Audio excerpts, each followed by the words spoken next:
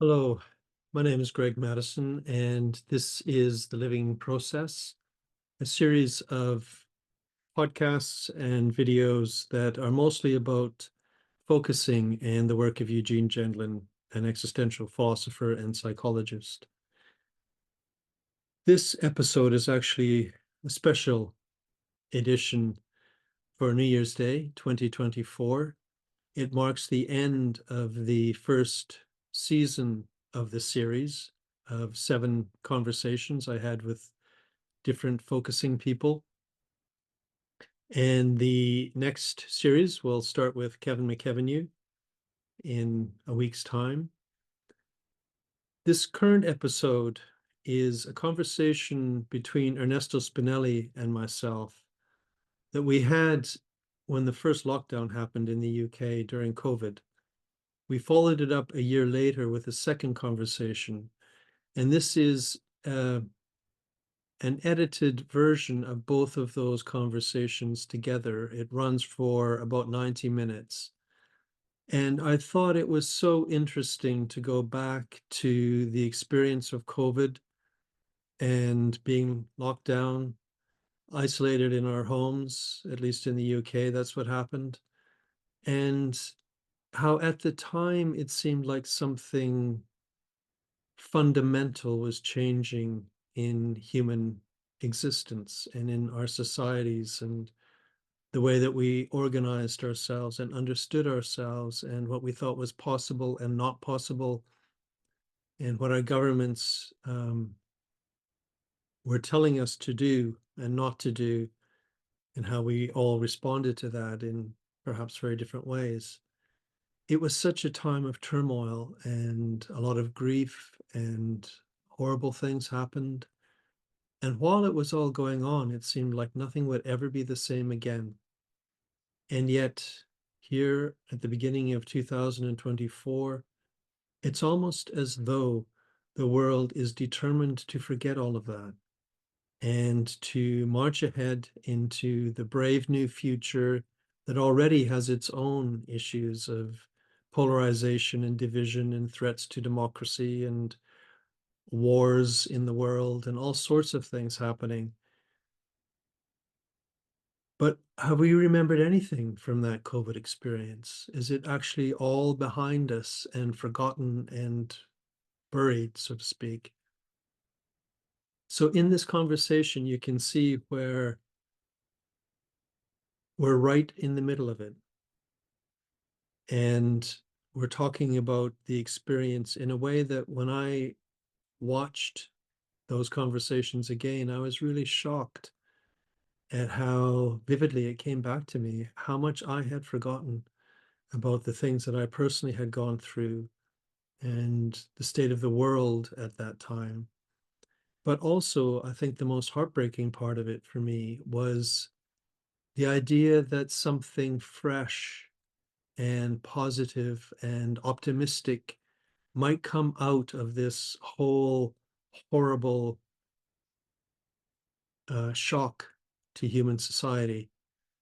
And I guess just feeling like as we forget the experience, we also are losing touch with the possibilities that might have come out of such a strange, shocking event.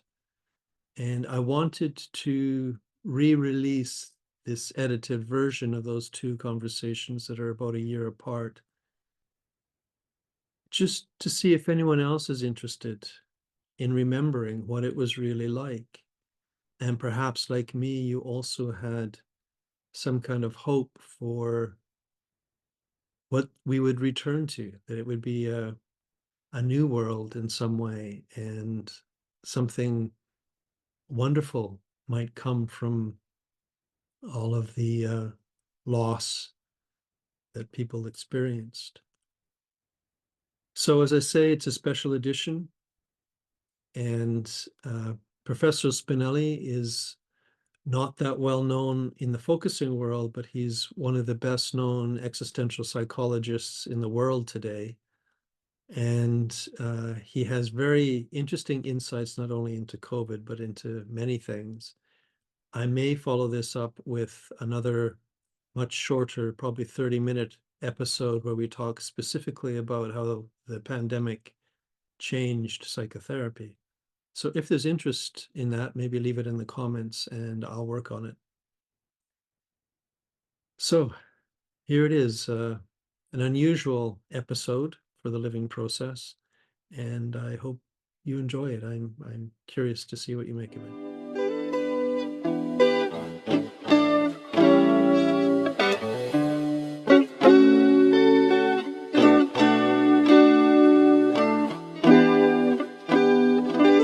I think what I find myself going through at different points over the last few weeks that I've been in kind of lockdown and going out occasionally, very occasionally. I mean, going out, I'm lucky to have a garden, so I can go into the garden and do that. But going out into the street and doing some shopping and stuff like that, what I find is that most of the time I can kind of navigate through that, I guess kind of accepting it. This is the situation I'm in, and I can look at it in a way that is intrigued by it to some extent.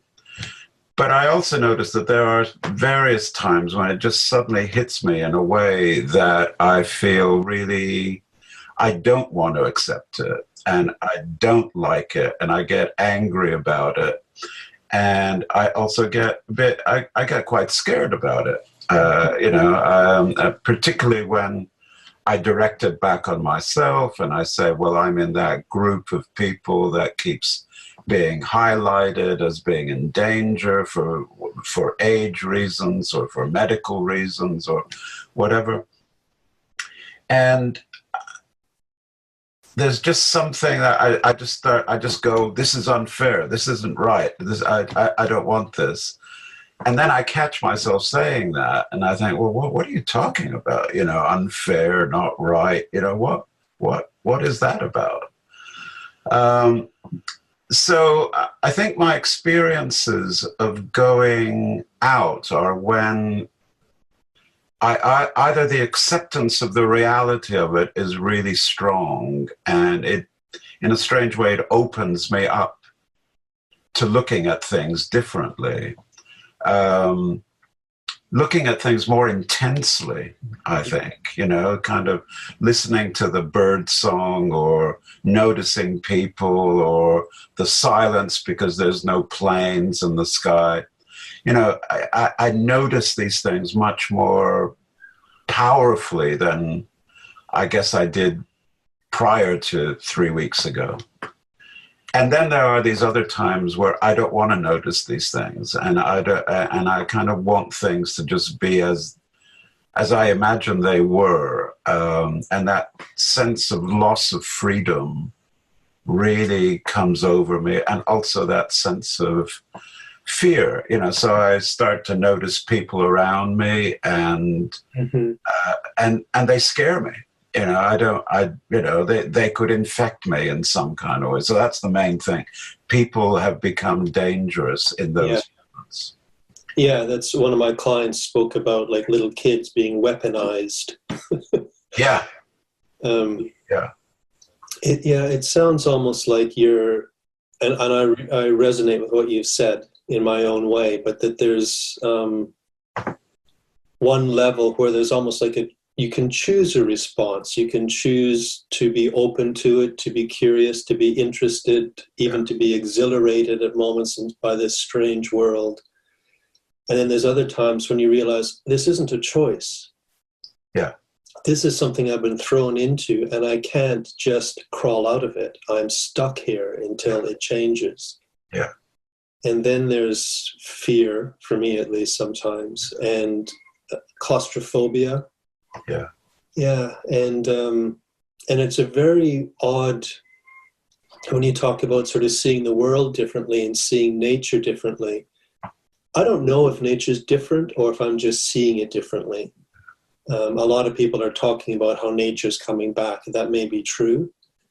But I was thinking about that this morning, and I was thinking,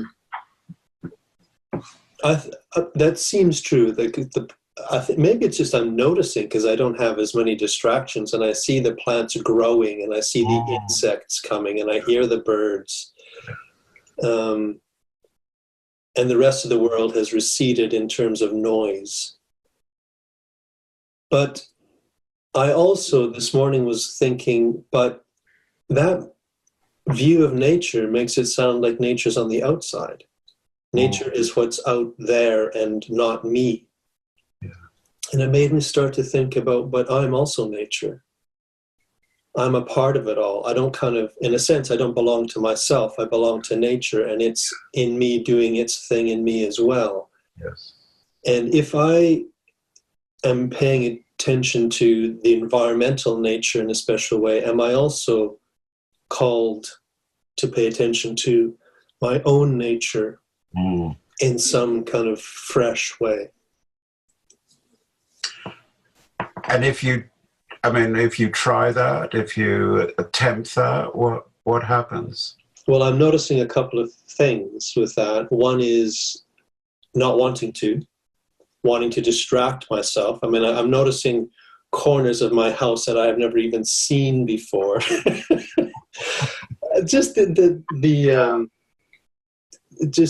ingenuity of distraction is mind-boggling. Yes, yeah. So on the one hand,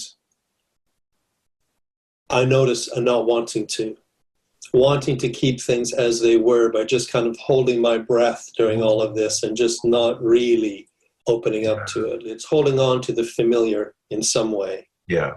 And then there is this more uncanny calling to myself, and I don't know what it is. I don't know what it's wanting me to open up to. And there are times that I sit down and I do purposely tap into it. And it's disconcerting for me. Yeah. And a part of it that I hadn't expected to find was grief. How so? I hadn't been consciously aware of a kind of a grief, but a couple of days ago, I started to notice a kind of a grief in my chest. Right. Not for any particular person, because nobody I know has died from this or been debilitated by it, but grieving for almost like lost assumptions or a world I used to know and think it's never going to be the same. What's broken down to some extent has been the ordinary defenses that we have to escape from, let's call it reality, And I wonder if that sense of grief that you're feeling is precisely when you let go of whatever ordinary defenses there are, and you really are willing to confront, this is how things are for me. This is how I actually experience things. I suppose really being confronted with how we do protect ourselves through, I guess, the habitual things we do. Absolutely. And for various reasons, the habitual things we do have been taken away from us. Even if something like shopping is a habitual thing we do, the way that we have to do it now is no longer part of that habitual stance. We're still doing it, but it's new and we're not used to it. And so we're not protected by it as well as we've become used to. Yeah. And I'm just thinking of it in relation to your sense of wanting your room to remain as it is, whether that's part of it as well. That sense of this allows me to offset those times of grief or those times of openness. I can kind of calm myself down into something that feels like it lasts over time. Because, and let me just say it back to you because I wanted to respond. I think you're saying that in the pre-world, we had the possibility, this is my way of saying it, of almost anchoring ourselves to kind of floating above what we're really experiencing, feeling what so-called reality is actually going on. Yeah. We can easily distract ourselves and live in that. by and large. Well, underneath something's rumbling, but we had all of these different ways of not paying attention to. Yeah. And that in this world, what has happened is not just that the world has changed, the reality has changed, but also our access to it is more unfettered. Yeah. And that I would say is very unnerving. Yeah. It's not just wonderful, although it may have wonderful aspects, but it's also very unnerving because what was hidden is now being unconcealed in some way. Yeah. Yeah. The only thing I would say is that I think what we're also recognizing is that free world that we inhabited or claimed to be in, that was illusory as well. It was only free because we'd constructed various safeguards around it that made it seem as though we were in that kind of free space. Yeah. And having lost those safeguards, we're confronted with the fact that it never was and probably never will be. And so that intensity that people feel some of the time, whether positive or negative, is when they're most in touch with that awareness that the things that they'd cocooned themselves in before just weren't available to them. But equally, that desire to somehow return to that safety is also important in the way that maybe we feel safe in certain rooms, or as some people have told me, actually, I quite like being locked in. I don't know if I ever want to get out again because this feels really safe. I know where I am, who I am, what to do, what not to do. Mm-hmm. So there's something about that security that in some ways is as important as the awareness of its illusory aspects. We keep hearing these figures of, thousands of people dying here, there, and most of the time we just keep them as figures until, for one reason or another, either because we're touched personally by a particular death, or we have a connection to the space in which these figures inhabit. That it suddenly, the figures stop being empty, and they have an emotional power to them. Yeah. And it's terrifying. It becomes really not just terrifying because of the death itself, but something about more about dying than death. Mm-hmm. I agree, and I think again that points to the sort of maybe the dichotomy between the abstract and the particular. Yeah. The numbers are just so abstract, and you just see them increasing day after day. And I agree, it's like it takes something to break through that, because I think that is one of the ways that we secure ourselves, is to stay at the abstract and the conceptual. Yeah. For me, one of the things that breaks through it and makes me start to consider it for myself, and as a reality that actual human beings are suffering this, is to see the bodies being carried out. Yes. And to see these wrapped bodies, that's for some reason is something I can project myself into and think, oh my God, inside that white covering is a human body that a few hours ago was a living human being. Yeah. And then starting to hear, not only being concerned for everyone, suddenly it seems more real, but then it's also more real for me. Yeah. And thinking, hold on a second. If I start to develop a dry cough and a temperature, what is my response to that going to be? I can't just assume, because now you're hearing about 20-year-olds dying and people that were fit and well dying, people in their 50s like me dying. Yeah. I can't assume I'm just going to come out of this. Yeah. And yet, in a sense, although this is an extreme situation, that was always the case. It's uncovered something that was always the case, rumbling along underneath all of my assumptions of the world and the order of the world. Yeah. And this has just kind of ripped that open so that every once in a while, at least, I actually confront.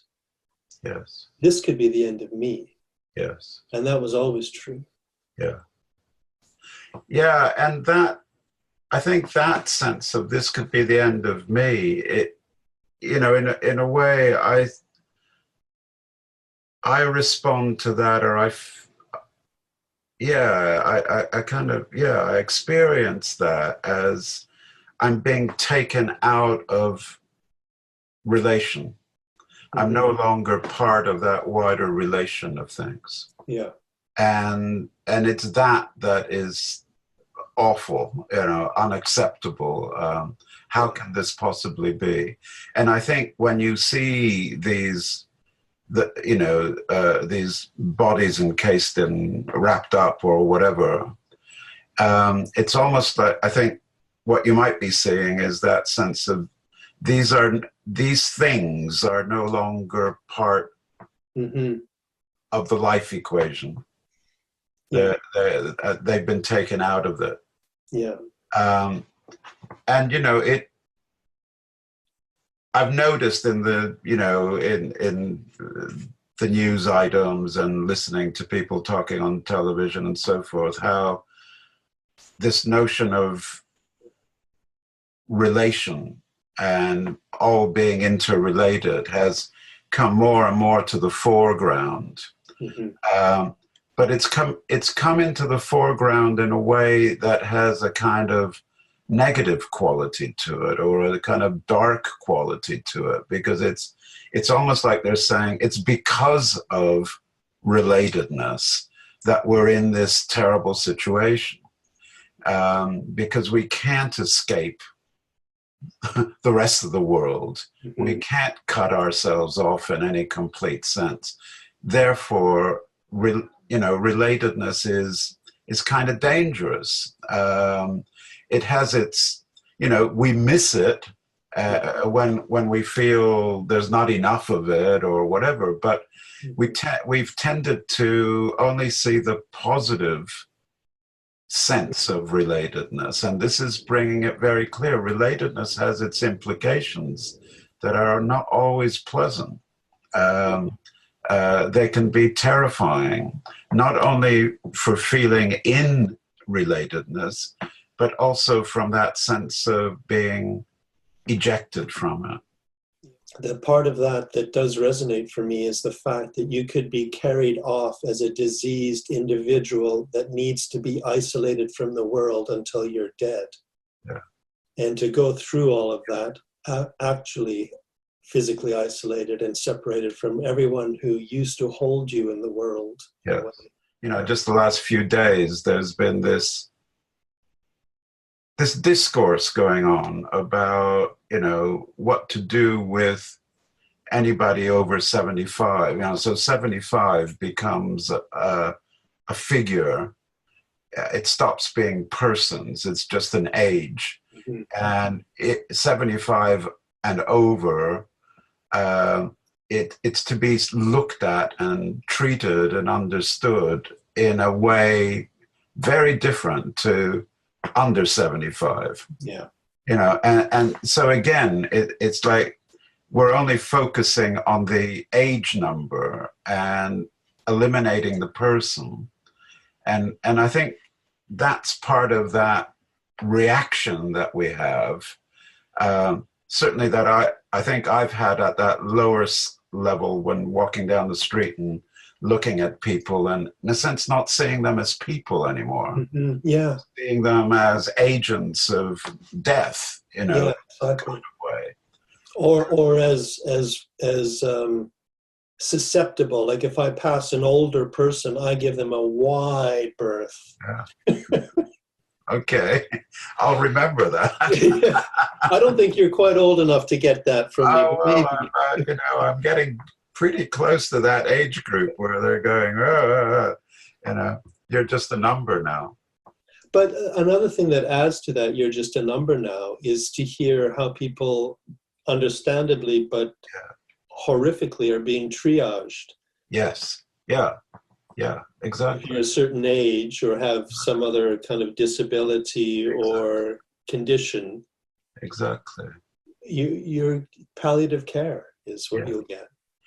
And again, there probably is a kind of reality to, does it make sense to put people who are in a very weak state, to make them go through further agony of being put on Mm-hmm. breathalyzers and so forth? But the way it's expressed isn't expressed from that Yeah. humane standpoint. It's being expressed from a kind of almost some bureaucratic cutoff point that says, you know, past this point, you're no longer in the relation. Yeah. You're outside of it. You're just something rather than a person. Yeah, exactly. As though it's a clinical decision and made very clinically. And why do you think that is? That is such a strong response, is the dehumanizing rather than the kind of the deepening of a human. Well, I think part of it is what we've been talking about. That if I do that, Mhm. then I create a kind of safety, a kind of security. First of all, in terms of identification, that I am not them. I am not these numbers. I am in the safe group. I'm in the human category as opposed to dehumanized category. And secondly, I think it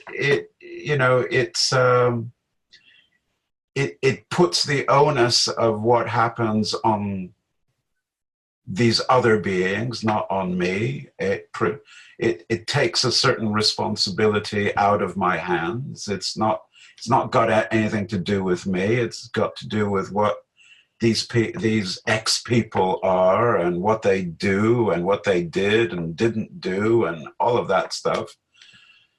And I think in a strange way, it creates at least again, the illusion of a kind of identifiable cocoon. Yeah. Why is the response to close down rather than to open up to what's actually occurring? And it makes me wonder if one of the lasting or maybe longer term consequences of this strange period of time, once it evolves into something else, whatever that is, is that we have, not because we chose to, but because we were thrown into it, we've had this kind of, some of those cocooning assumptions ripped open, and we're at least in this kind of dual world where, and it reminds me of Heidegger's The Unheimlich, where the unheimlich or the uncanny, where we're in a familiar world that is not familiar. Exactly. Where we're in something that was supposed to remain hidden enough that we could feel at home has been exposed, and we live in this uneasy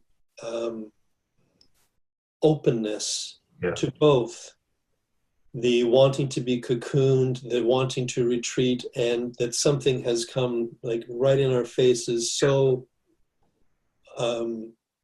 starkly that neither works anymore. We can't simply open up. It's, for some reason, it's makes us too vulnerable or too unstable or too insecure. And yet we can't any longer fully retreat. Yes. I mean, I don't, my own sense is that that tension between, the wanting the openness and wanting the whatever, the security is inescapable. We want both, and in a sense we require both, I think. If we only stayed with the openness, I don't know how or if we would survive in a kind of social order fashion. I think it's very interesting. I think it depends partly what we mean by opening or openness. Yeah. But also, The one thing that I think is different is for someone who has gone mad in some way, whatever that means, Yeah. that I think often or almost always is an individual experience. And part of the madness is the difference between that individual and everyone else. And I think in this situation, one of the things that is so unique is we've all been thrown in at the same time. Yeah. And maybe that is a qualitative difference, that what happens next might be different than just the unbearable openness Yeah. that often happens to the individual, that maybe as a shared, it's happening to everyone. I think if people are reminded of that, because I think the tendency is to forget that. Yes. Yeah. And to individualize it. If people are constantly reminded, hey, this is, your whole life has collapsed. Your whole business that you've worked towards for 20 years is gone. Yeah. Your wonderful lifestyle is now totally unstable. Yeah. But it's the same for your neighbor. Yeah. It's the same for everyone else that you know. Everyone, to some extent, even some of the clients I work with financially are secure. Yes. But only financially. And even in that way, they also think, what is secure? Is a bank secure? Is like, what is secure anymore? Yeah. And the fact that everyone's been thrown into it, maybe that does raise a very unique kind of possibility. Yeah. I think that I agree with you that it raises a possibility. Yeah. My sense, however, is that the likelihood is precisely that kind of mass forgetting. Mm-hmm. Or maybe not necessarily forgetting, but more a kind of mass reinterpretation of things. So we look at it as, well, this happened because X, whatever X may be. Yeah. We didn't know enough, or we didn't have the right tools, or there's some kind of explanation that becomes possible and acceptable and desirable. Not for everybody. I agree with you. I think there's going to be always a proportion of people who look at this and go, this has really highlighted something important to me. I can't go on living and under the assumptions that I've lived under for X number of years, or maybe I don't want to go on living under those assumptions. Yeah. Or it's liberated me in some kind of way, or all those possibilities. And I think we're picking that up in our work with clients as well. I've had several clients say to me, I hate to admit this, but actually the onset of the virus, I've never felt so in touch with myself as I do now. And I've realized that so much of my life was spent in terms of things like planning for the future, or looking at things in a certain way, or having a kind of diary or calendar that said, this is what I'm doing today and tomorrow and the next day and so forth. And because of the threat of the virus to all of those things, I've put all those things away. They don't make any sense to me anymore. And I'm living a much more, in that sense, chaotic life, in the sense that I'm open to whatever opens itself in front of me. And I feel great, and I feel awful for feeling great, because it's a greatness that's come as a result of this awful situation. Yeah. But it's genuine, they're not. Yeah. I don't think they're lying to themselves or to me when they express this. Yeah. It's awful because, again, we have to really work, I think, to remind ourselves, people are dying. Yeah. But I think that's really interesting. For some people, this is a retreat. Yes. And through this is like a kind of post-corona growth that might happen, like post-traumatic growth. And also all of this talk of this is a shared trauma, blah, blah. Yeah. Real bullshit. Yeah. For some people, this is not a trauma, partly because they haven't even opened up to the reality of it. Yeah. And for other people, it, as you say, something is emerging that is interesting to them and welcome, and feels almost like this is a very strange way to receive a gift. Yeah. I mean, can they maintain it, or can we maintain it is the issue, and what would help us to maintain it? I guess it's going back to that sense of stay with the reality of things, stay with what's there for you rather than what you feel ought to be there or once was there or might one day be there again, but just stay with what presents itself. For me, I totally agree with that. And for me, that's the practice of focusing. Yeah. Or something like that. Yeah. Does not have to be focusing, but where the intention is to stay with actual moment-to-moment experiencing, and to be open to how that might inform you. Because I notice in myself, even though I know focusing, I also have this part of myself that insists on projecting me into the future, and a future that looks like the world I knew. And it just insists on holding that line, holding on to that line, even though I know how to drop down into my experiencing, and my actual current experiencing is very different than that. And that's the thing again. It's like, that insistence, there's an implication in what you're saying that is almost about, I wish I could get rid of it. No, I almost the opposite. I wish it would come true quickly. That's my identifying with okay, but it would change somehow. It would either take over, and I guess what I'm trying to point to is that, there's the tension again. There's the tension between, on one hand, this sense of what happens to me when I focus on what is my current lived experience, and then when nonetheless I have this insistent position of looking into an imagined future. And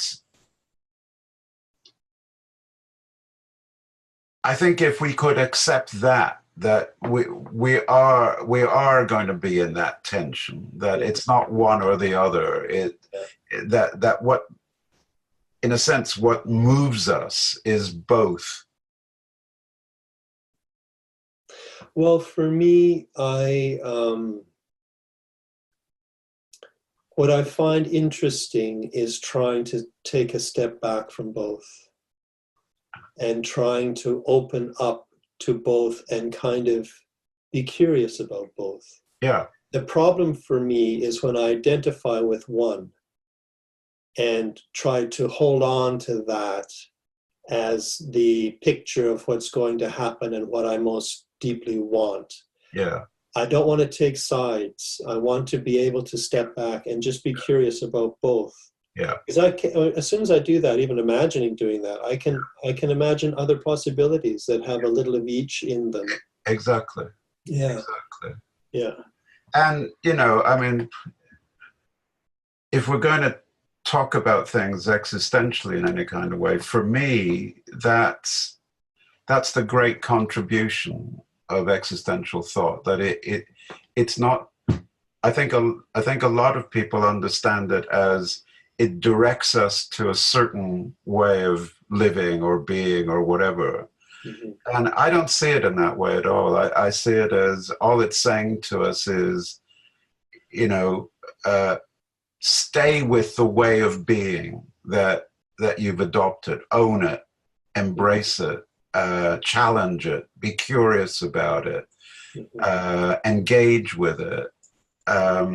It's not about this is the right way to be and this is the wrong way to be. It's trying to break away from that, Yeah. and really adopt a position that's about ownership of one's experience. Yeah. And I think the paradox is that the ownership of the experience actually allows you to do something with it, to reconfigure it in some way, to find some movement within it that you couldn't see when you were more a victim to it. Yeah, I agree. I think that stepping back, for me, it is a phenomenological attitude. Yeah. Where you actually want to look at and explore more deeply, both from, in my case, these two different ways of being. Yeah. And what is in them. Because as soon as I do that, I realize that the one that was pulling me to the future that is familiar. Yeah. And it's almost like that's the one that just wants to press play. It's like, I'm sick of pause, just press play, put it, just get back to that. I know that this is an opportunity for me to not just get back to that. But I also know there's something about getting back to that. There's something about that way of being that provided a stability, a foundation that also allowed all sorts of other possibilities. Yeah. It wasn't all bad by any means. Yeah. That sense of foundation is not something to be minimized, and I think all those evasive things that we might look at and be critical of about the way people are or respond to things or whatever, at the core of them is that desire for a foundation, I think, and it's that we've assumed that foundations are dependent upon certain ways of being. Yeah. And challenges like what we're facing through the virus are, confronting us with, well, maybe what happens when your assumptions are wrong, that those foundations don't hold?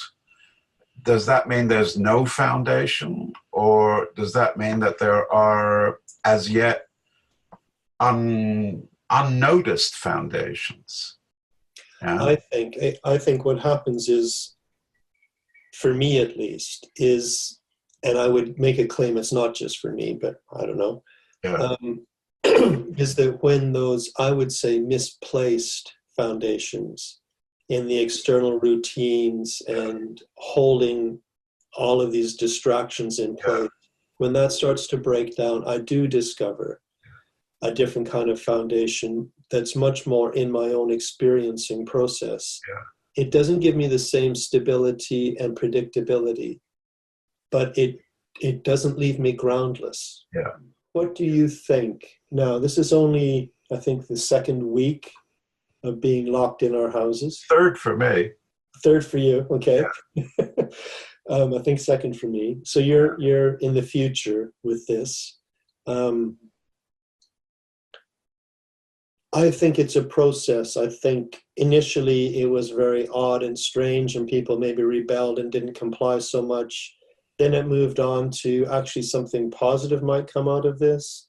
And I suspect it'll move on to something else and to something else. And it's going to be a whole process of different kind of moods as we persist in this kind of situation. So given it's your third week, what at the moment, what is your best guess of what lasting shift in human society might come from this? That's really difficult because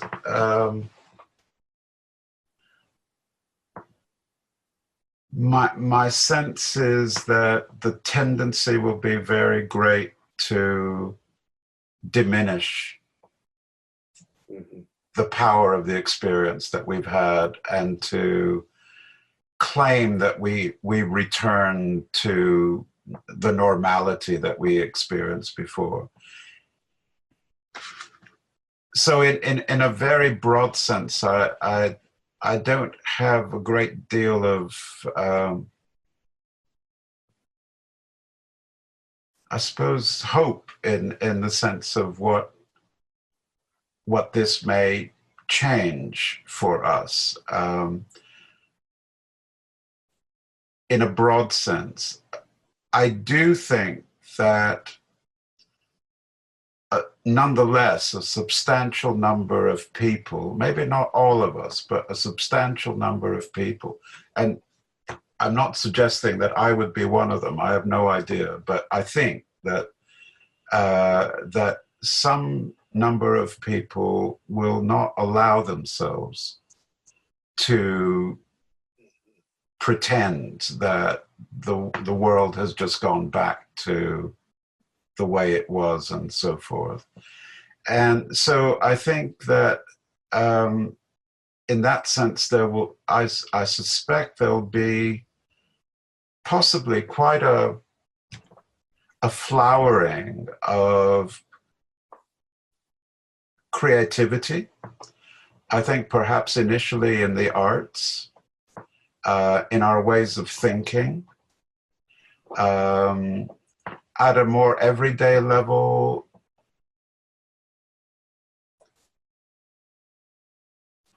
I suspect that it will change the way we understand the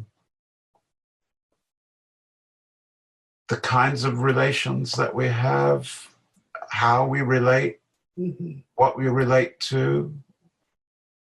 Maybe the way that undoubtedly, I think the way we work, a lot of us work, will change. I think a lot of people are finding working at home something that gives them satisfaction. So in that sense, broadly speaking, the way we are with relation and the way we give expression to relation, I think those are the things to look out for. That's my guess. What's yours? I'm only in the second week, so it's less informed. I would say on the social level, my anticipation stroke fear stroke hope is that I suspect that there will be a move to try to normalize things, a top-down move to normalize things, and it'll be met with a bottom-up move, partly to normalize things, but also partly to say, hold on a minute, so there is a magic money tree. Yeah. You found all of this money. Yeah. You found ways of supporting people that you said were not possible.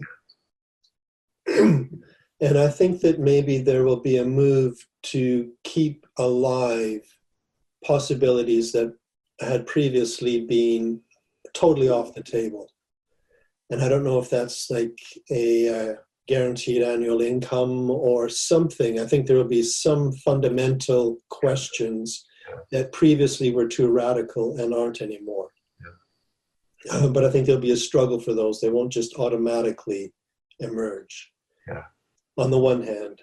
And on the more relational and personal level, my hope for myself and also for others, but partly because it's what I want, is that this, that I will go back to what will emerge as my new work routines, because there will be some kind of routine. There already is that new kind of routine. But I will go back to them with some with a more inclusive sense of my being. Yeah. With those routines not leaving out so much of me as they did previously. Yeah. Yeah. I hope so. Yeah, I hope so.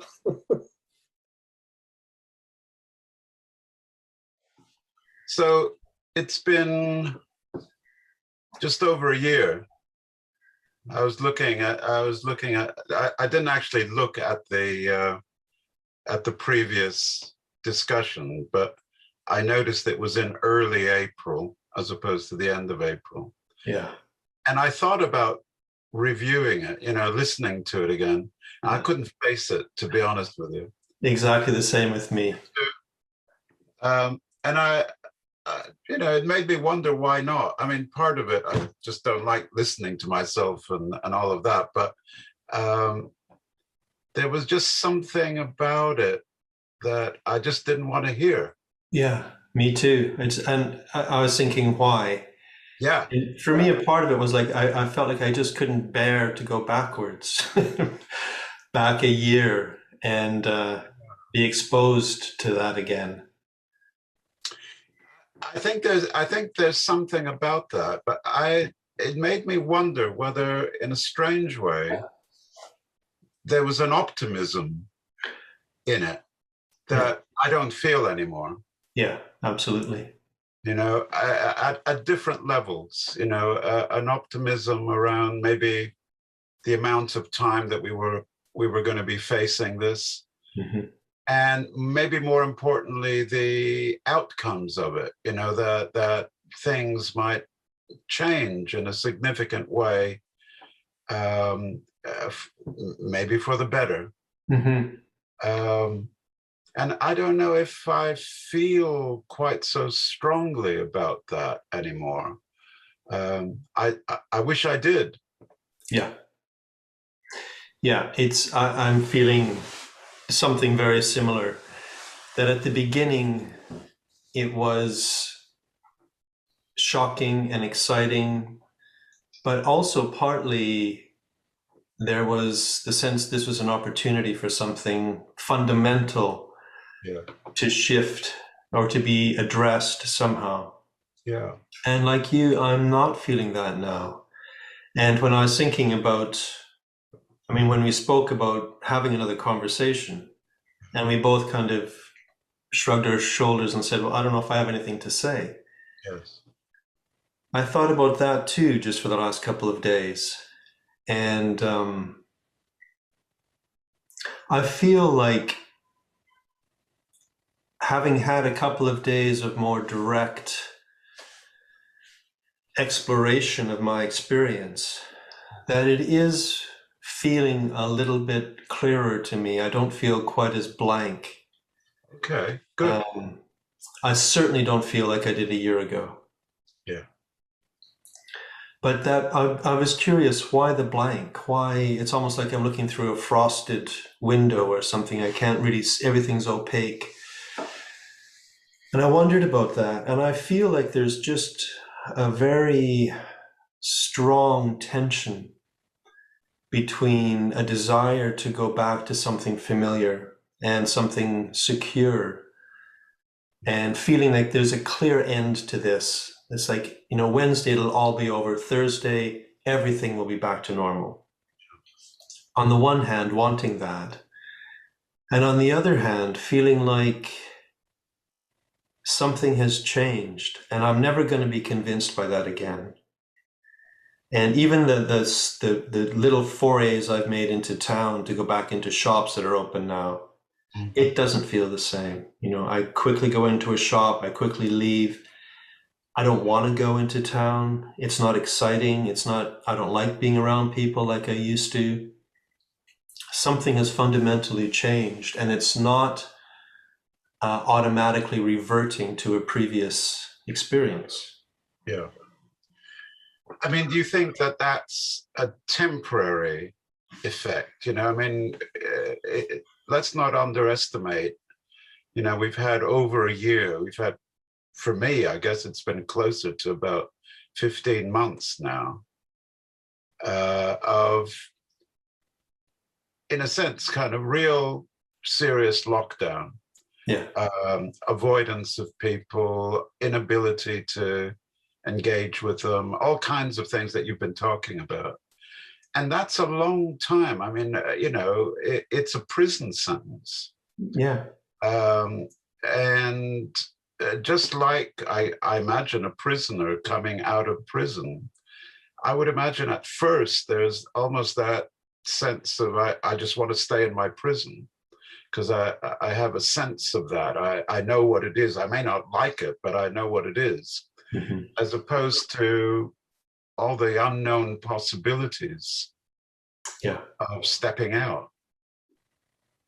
But maybe that's just temporary. Yeah, I've wondered about that as well. And I, on the one hand, maybe it would be nice if it was temporary. Yeah. Maybe it would be nice if we could go back to something and authentically or in a real way kind of live in some semblance of what we used to know as life. Yes. Yeah. But I also wonder if it isn't almost a kind of a betrayal not to learn something really profound about ourselves and about our societies through this whole strange, almost trial of the human species. It's like, let's see what happens if we lock them down and start killing some of them. I feel like the kinds of things that are being said now about the psychological impact of this pandemic are the predictable kind of mental health stuff. Yeah. And it's all within a very predictable story of, mental health responses and psychological responses to anxiety, depression, blah, blah, blah. And it's just all neatly packaged. And I do think that in some way, something else has also happened, that we have had to face the humiliation of our species. Yeah. That as human beings, we're not as special as we thought we were. We are contingent upon nature's ability to wipe us away, potentially. And just the profound uncertainty and lack of control and the insight that potentially gives us. I mean, could we not live in a way that has a little bit more openness to all of that, that aspect of human being, which has always been there, but has been very easily covered over by the way we live? Can we not bring back at least some aspect of that deeper openness to, uncertainty, not knowing, the anxiety of that, and to not cover it over again? Yeah, that's really interesting. I mean, in some ways, there's a counter push to all of that through the governments, the media, the messaging that we receive all the time, which is about security, which is about protection, which is about, avoid this, don't do that, stay here, wash your hand, all those things that add to the fear of what you're talking about, the fear of uncertainty, the fear of openness. And I guess in some ways, some of as much as I'm, I have very little sympathy for them, I think some of the recent rebellious reactions to all that are perhaps a kind of explosive expressions of what you're talking about. They're almost like that, that underground reaction to too much security, too much protection, too much containment. And because there's no acceptance of them, they express themselves in a very, very harsh and, violent way. Yeah, I think that's quite possible.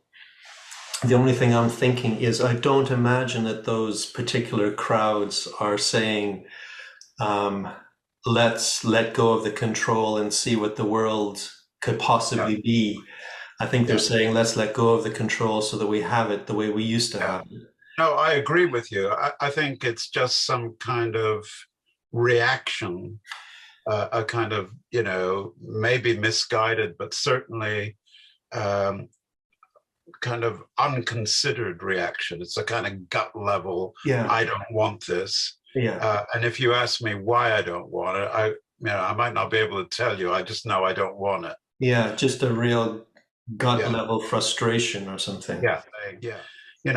When societies have no means to give expression um, to the more open, to the more explosive, Mhm. then it moves underground. It moves into an uncontrolled territory.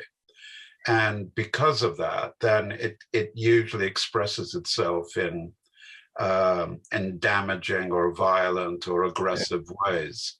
yeah, And the more enlightened societies actually have, find ways of allowing expression of this. yeah. To sublimate it and channel it through artistic expression and Yeah, through large any, group activities. yeah, Yeah. or through rituals. So, when I thought about what are we going to talk about, is there anything we're going to talk about, and so forth, the only thing that I could come up with was how my experiences are very contradictory at the moment. So that, um, on one hand, it felt appropriate to have a second discussion, and at the same time, I could feel my sense of I don't really want to do that. I don't know if I want to do this. What have I got to say anyway? Haven't got anything to say, and so forth. And when I thought about that more, what came to my mind is that the strange thing about this, for me, about this past period of time, is that I've actually had much more regular contact with friends. Mhm. I meet with a group of friends every Sunday online, on a weekly basis, and we just talk and exchange what's happening and so forth. Mhm. And these are long-term friends; they're really close friends. But prior to the lockdown, we might have met at most maybe once a month, maybe longer than that sometimes, maybe a few times a year. Yeah. And so, in one sense, since the lockdown, we've had much more of a social interaction, a meeting, and we've never been lost for time, for words or things to say. It's been really flowing and natural, and really something to look forward to as well. Hmm. But at the same time, I really miss them. Even though I'm seeing them, Mhm. I miss them in a way that I didn't feel I missed them when I saw them less regularly. Yeah. And the missing is the physical Yeah. aspect of it, I think, that, I can only see them and I can only see a part of them, but I can't get close to any other sensory Mhm. experience of them. Mhm. Yeah. Um, There's and something about the just the little movements that a person makes standing in the kitchen and yeah, and just I suppose it's being able to be near them, Mhm. to grasp them, to Mhm. smell them, Mhm. to just all those things Mhm. um, that really make the connection so much. I don't know if it's stronger, but certainly I think it is stronger actually, Mhm. um, and certainly different. Yeah, it's like it infiltrates deeper down, a few Yeah, more layers down, the molecules inside yeah, are touched. yeah, yeah, yeah. So it's this strange thing. So that at the end of our sessions, our weekly sessions, I always have this feeling of, oh, it's been great. It's been great to see them, and I wish I could see them. Hmm. It's both those things at the same time. Yeah. It's really, and I suppose at a more everyday level, I notice that if I'm going outside to do some shopping or whatever, and somebody walks by me or I walk by somebody and the space between us is less than I'm used to or whatever, Hmm. there's this immediate kind of stepping back reaction, Yeah. which is usually paralleled by the other person as well. So it's almost like we both find ourselves stepping back.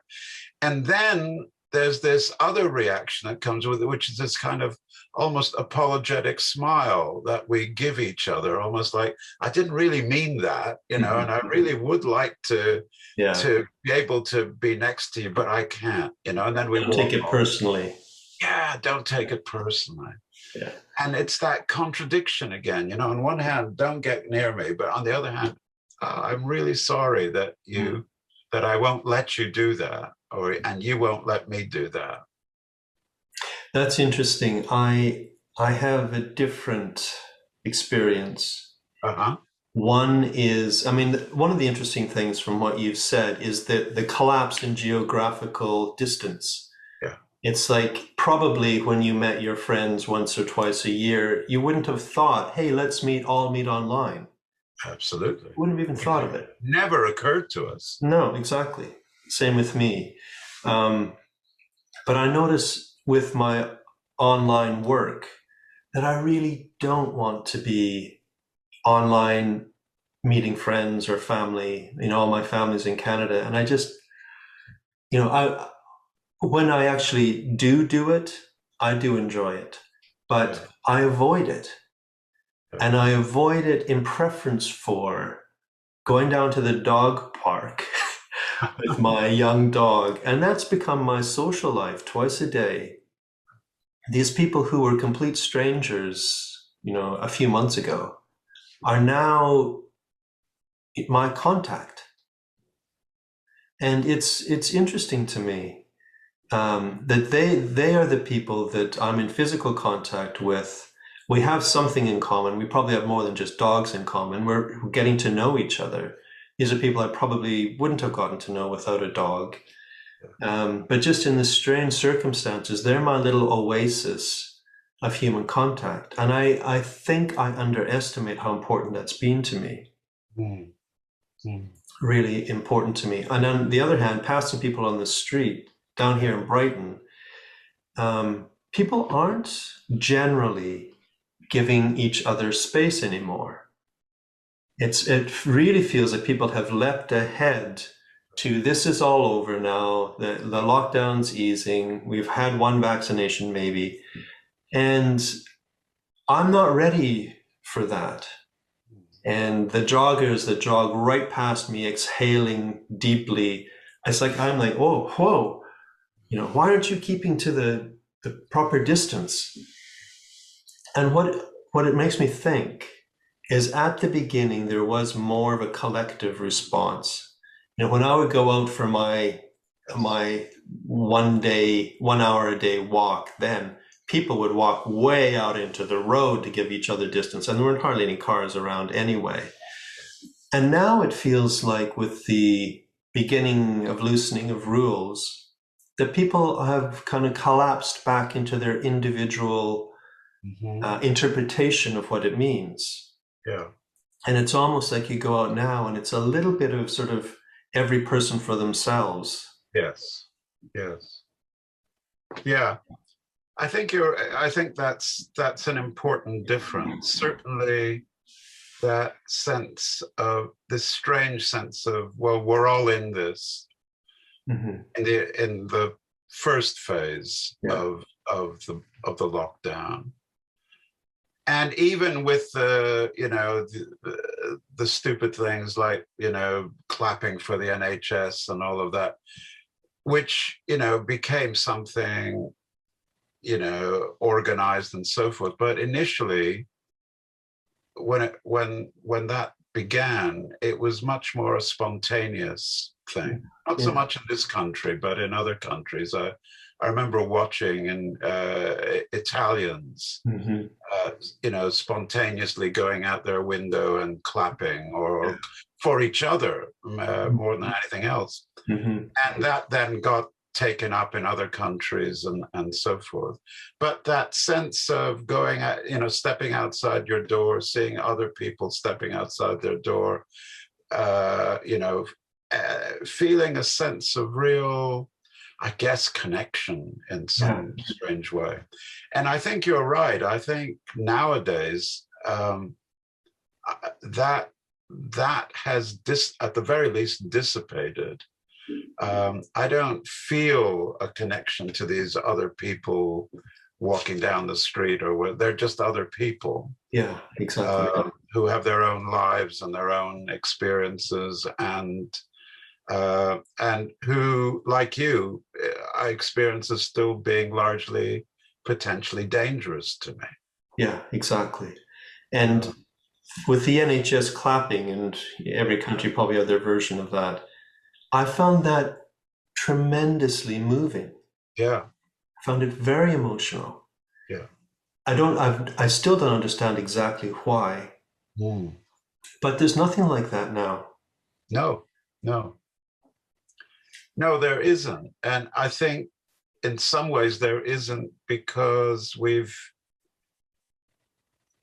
maybe because of the manipulative aspects of it, I've become for sure much more cynical of it. I'm guarded. I'm thinking, this is Boris at it again, trying to whip up a sense of something.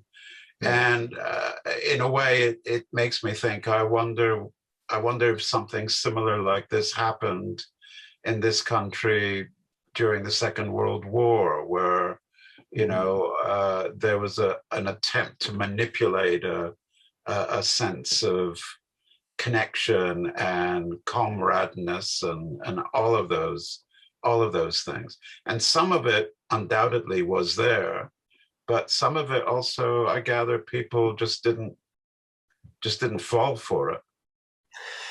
I think that's interesting. I think the initial standing outside and clapping, there wasn't any cynicism then. Exactly. It's like it was a pure expression of appreciation and care or something. Yeah. And recently there was one night when you're supposed to go out, either put a candle in your window or go outside and clap for people who had died. That's and right. when I heard that, I thought, no, I'm not going to do that. Yeah. And I'm wondering, what is the role of that, at least in the UK, of that kind of cynicism? And it reminds me of something. I was talking to the people in the dog park, and it reminds me of something that came to me as one person was talking. And I thought there's a guardedness coming back because perhaps we've all experienced something that actually has been quite personal and quite profound. And to actually talk about it, to remain open to it, it introduces a level of intimacy that is very uncomfortable. And it makes me wonder why, like on the BBC or wherever in mainstream news, aren't we asking publicly, what effect has the lockdown had on you? How has the pandemic changed you? And inviting people to actually talk about their experience. And I think it's partly because it's intimate. Yeah. And it's intimate, it's individual experiences, but in a way they also tap into a kind of universal perspective. Absolutely. So somebody, But I've noticed while we've been talking that we're talking in a way almost in a kind of past tense. It's like it's gone. And of course, in most of the world at the moment, it's nowhere near that. Yeah. If anything, in some ways, the virus is spreading at a much more rapid rate, at a much more dangerous rate. Yeah. And I guess there's that awful sense of, can we face yet another? What's my reaction to the thought of, and for me, there's that contradiction again, because in a strange way, I go, oh God, no, please, no, not another. And at the same time, I go, but I know what to do. I know what life is like under the conditions of another. Yeah. And so I can get on with it. It's no problem, I can find things to do. I can get on with my life. In a strange way, the possibility of yet another wave of the virus provokes a sort of security. Exactly. Going back to your point about, stepping outside and the insecurity of that, it's almost like after a year, this kind of way of being is the norm. Exactly. It's the new normal. Yeah. And I've been watching the news like everyone, I'm sure, and seeing the horrible impact of the virus in India at the moment. Yeah. And the likelihood that variants will arise and they won't stay in India, they'll end up here. And one person in the dog park this morning, that's the source of all of my insight these days, was saying that he thought there was going to be another lockdown in the autumn, September, October, at least by November. Yeah. And when I heard that, I hadn't considered that. And when I heard that, I thought, oh, good. I thought, oh, thank God. There was a part of me that thought, oh, yeah, that's reassuring. And another part of me that thought, oh, no, I don't think I can stand that. Yeah, exactly. But if I can go back to what you were saying, you and your dog park life, yes. And your sense of what I heard you say was that, talking to people in the dog park is preferable than, say, talking with family or friends online. Is that right? I hesitate to say that. It certainly, I seek that physical interaction with people much more than I would seek the online conversation. Once I'm in the conversation, it's different. I do enjoy it, and it does seem more real than I anticipated it would feel. Okay. But I certainly would, if you said to me, hey, Greg, do you want to go down to the park, or do you want to have an hour online with your family? I'd say, let's go outside. Definitely. Right. And okay, so my guess would be, if you, whatever the limitations of the online discussion with your family, say, that there would be a depth or a quality to that discussion, an intimacy to it that is less likely to happen in the dog park discussions. The dog park discussions would be more, I don't know, general, social, talking about the news or talking about events, not having that depth to them that you might have with your family or your friends. Well, that's interesting, because my first response when you say that is, I would separate out, although I don't believe fully in this separation, but I would separate out the content and the process. Okay. The content of my conversation with my family would certainly look and sound more intimate. Yeah. compared to the park conversation.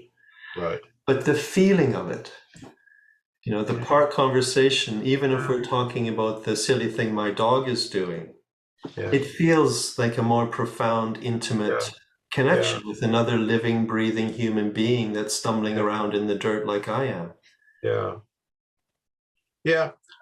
I can connect to that, and I think it connects to that sense I have of the conversations, the weekly conversations with friends online, and that sense of, oh, I really valued this and been with you, and at the same time, God, I wish I could see. I miss you in a way.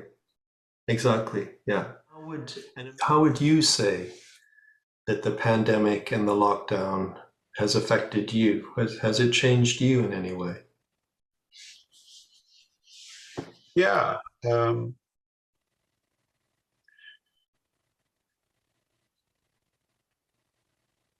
At an everyday level, what I've noticed is that even though I've been managing to do focused work and so forth, writing and doing things and speaking to people and so forth, as an overall sense of myself, I feel much less focused. My experience of existing has become not quite so, I don't know, it's fuzzy. Maybe that's the word. There's a fuzziness to my experience. Part of that is temporal. So there's a fuzziness to my days, days, partly because of the repetitiveness of them, or the limited amount of things that I can do.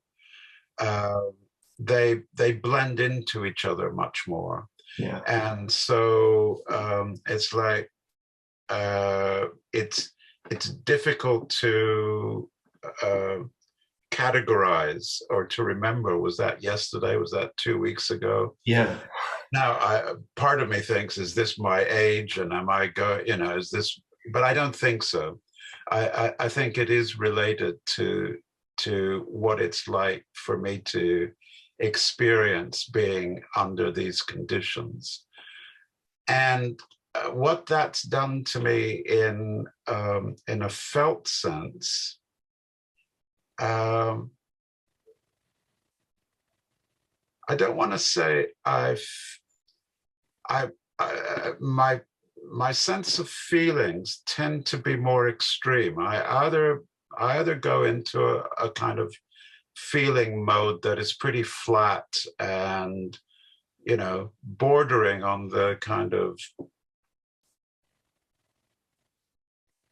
I don't know what better word to use, a kind of unfeeling feeling. Yeah.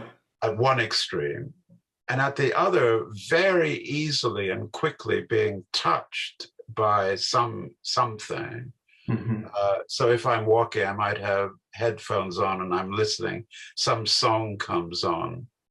So one example of that was in the middle of, I still remember it very strongly because I was overwhelmed with feeling. It was in the middle of February and I was just strolling and I had headphones on and I had music coming on randomly, so I didn't know what was going to come on next. And suddenly this Beatles song, this George Harrison song, Here Comes the Sun, suddenly came on.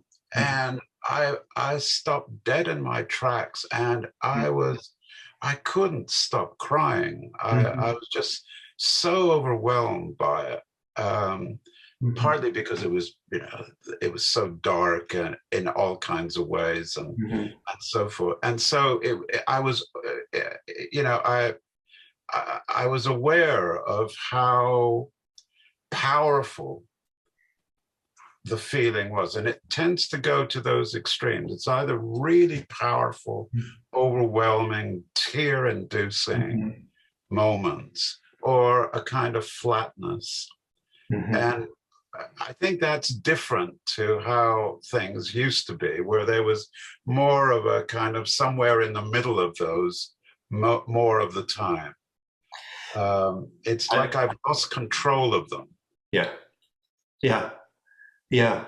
They come on, they overcome you in some way. Yeah, with, you know, things that at other times might not have moved or affected me anywhere near as much as say that song did, or something like that. Do you have any insight into what it was about that song at that moment that? Well, I think partly, you know, the optimism of the song, you know, where it's been a long, long, lonely winter. And, you know, being in the middle of winter and thinking, oh God, yes, it has. And that sense of coming out of something. It also has personal connections, but mainly I think it's that sense of, you know, that kind of breath you breathe when you feel you've come out of something that has been awful. And then looking back at the same time thinking, but I'm not out of it. It is still winter in all kinds of ways. And so the song is offering me something that on one hand I can connect to, and on the other hand, it's that missing bit again. I don't have the sun coming. Exactly. Yeah. But there was that time on Earth when someone could have written such a song. Yeah. Yeah. Yeah, exactly. It's kind of hopeful. And yeah, I think it is things like, you know, music, or some, you know, something I might watch, some film or some program or something like that really triggers very, very strong reactions. And I think they are reactions that are about a remembrance of things, a sense of loss. Yeah. And maybe what is there anything around the corner that would be the equivalent of that sense of optimism, or whatever, you know, whatever that the sun is shining. But that was winter, and I think, you know, I still have those extreme, that kind of either flat or extreme, but with, you know, with the sun actually shining, okay, then something has changed as well more recently. Absolutely. What about you? I mean, strangely, I resonate with a lot of what you've said. And there's also a song that I can recall, that Simon and Garfunkel's Bridge Over Troubled Water, which deeply moved me. And I mean, certainly some of the lyrics that seem to really epitomize the predicament or something that we were living through. But yeah, it just was an opportunity to release some emotional reservoir that was sort of not finding its usual expression or something. But also the flatness and I can be focused when I'm working. I feel quite focused, and I enjoy that experience, because as soon as I'm done working, usually I'm not very focused. I am quite fuzzy and dispersed, almost in my being disperses into no other project almost, because I'm avoiding projects. It almost seems too sleazy to get involved in too much of the kind of psycho industry generation of things at the moment. And I think if somebody had said to me, hey, there's going to be this strange time, you're going to have a year when you have very few commitments, you can't really do much, you could just work a little bit online and that's it, I would think, oh, great, like another sabbatical. Yeah. I'll get so much done. And I have been so unproductive. And I feel a regret about that. But that regret is based upon not being able to understand the flatness and the fuzziness. But at the same time, the sun has made a huge difference. And there's times out in the fields that I feel incredibly content and optimistic. So I think, like you're saying, there's kind of extremes of emotional states. And the optimism isn't linked to the easing of the lockdown, because there are, I could go to a pub and sit outside. I could, go to a shop.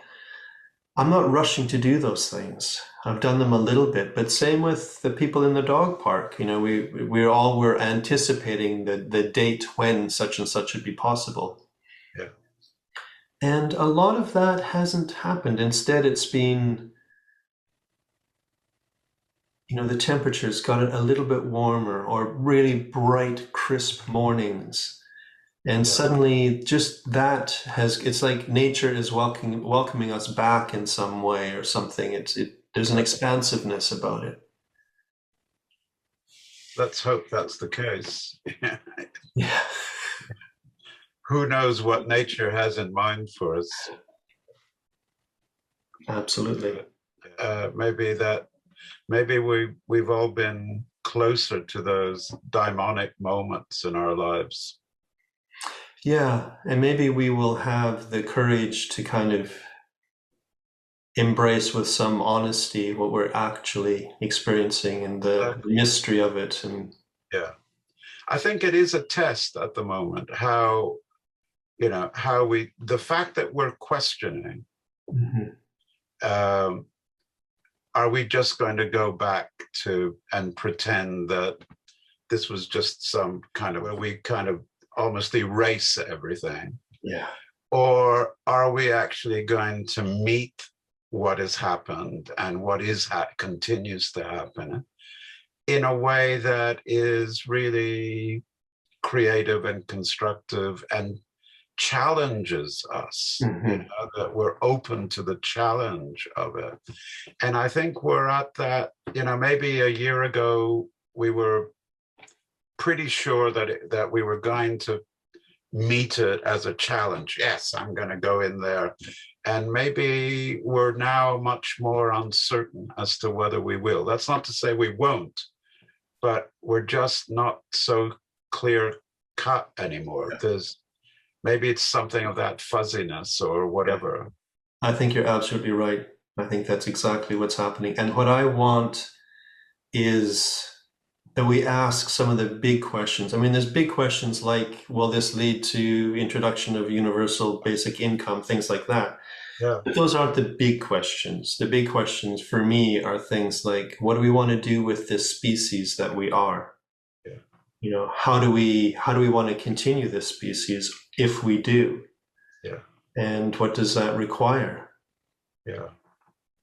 Yeah, I think that sense of what really matters to us. Exactly. And it's almost like being aware. We've allowed ourselves to get caught up in things that we've told ourselves are important and really matter, but actually it takes something like this to realize that they don't mean very much at all, and that we've avoided actually exploring more deeply what is there that does matter to us, that really both individually and universally. I would love that if that became the question on everybody's lips, is what really matters to us. Yeah.